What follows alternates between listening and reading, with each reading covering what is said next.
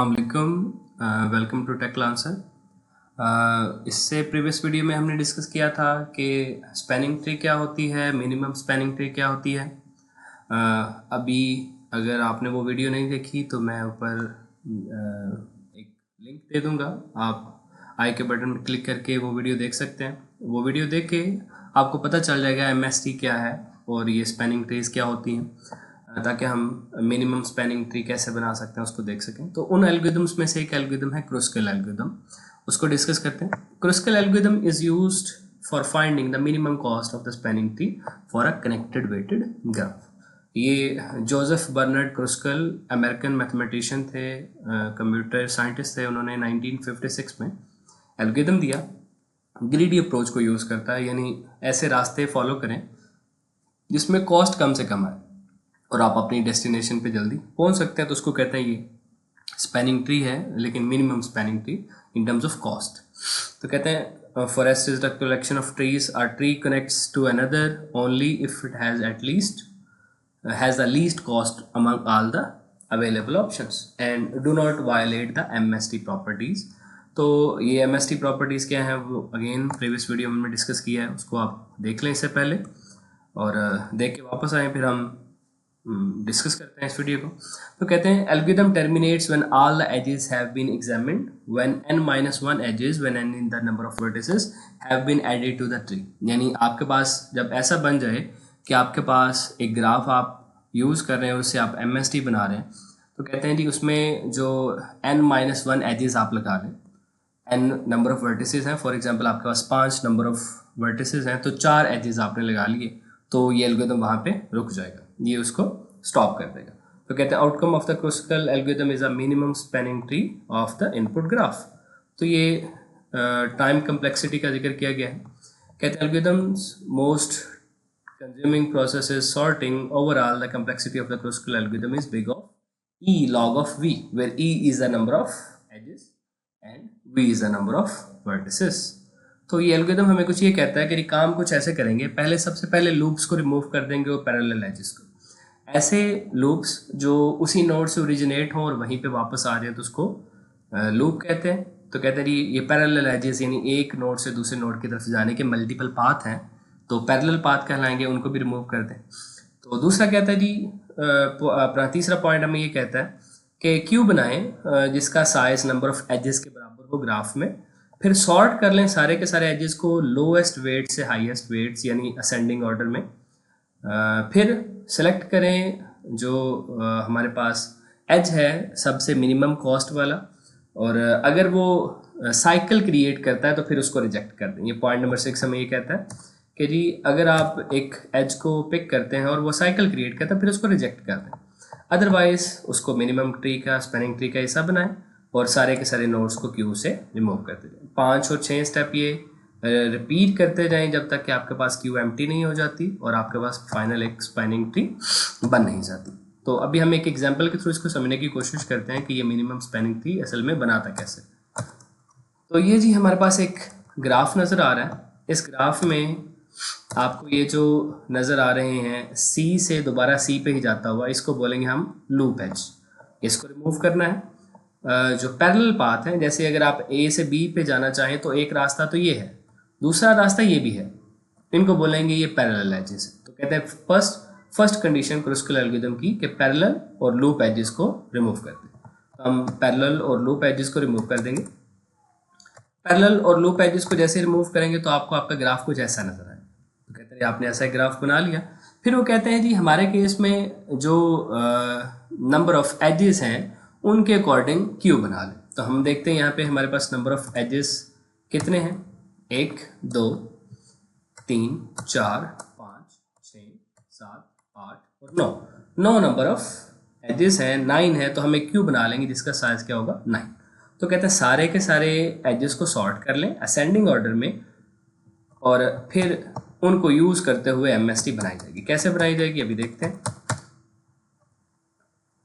अच्छा जी, next move करते हैं आगे। तो ये क्यू बना ली।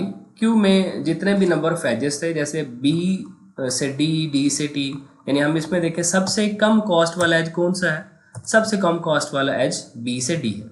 लेकिन एक और यहाँ पे जो एज है वो डी टू टी है। अगेन यहाँ पे बी टू डी लिखें या डी टू बी लिखें सेम है, ये एक अनडायरेक्टेड ग्राफ है, तो बी से डी की तरफ जाने का रास्ता भी है तो डी से बी की तरफ जाने का रास्ता भी मौजूद है। तो आप जैसे भी लिखना चाहें, जब आप इसको लिख लेंगे एक क्यू की फॉर्म में, जैसे हम यहाँ पे देखें ये क्यू है, तो क्यू की फॉर्म में जैसे हम इसको लिख लेंगे, हमने कहा बी से डी, मैं जरा यहाँ बी से डी जाने की कॉस्ट 2 है, डी से टी जाने की कॉस्ट 2 है, ए से सी जाने की कॉस्ट 3 है। ऐसे ही आपने 2, 3, 4, 5, 6, 7 एंड 8 ऐसे उनकी जो कॉस्ट है वो लिख ली है। तो कहते हैं सबसे पहले ऐसा एज चूज करें जिसकी लीस्ट वेट हो, यानी कॉस्ट सबसे कम हो। अब हम देखते हैं कि हमारे जो क्यू है वो एक ऐसा डाटा स्ट्रक्चर है जो फर्स्ट इन फर्स्ट आउट पे बेस्ड है, यानी जो नंबर आपने पहले क्यू का हिस्सा बनाया है वो पहले रिमूव होगा, तो इसमें से 2 जो सबसे पहले आपने ऐड किया था वो पहले रिमूव होगा। तो b d and d t दोनों की कॉस्ट सेम है, तो हम पहले इसको यूज करेंगे। तो कहते हैं जैसे ही हम इसको क्यू से रिमूव करेंगे, बी से डी रिमूव करते ही हमारे पास यहाँ पे एक लाइन लग जाएगी, एडिंग बी टू डी,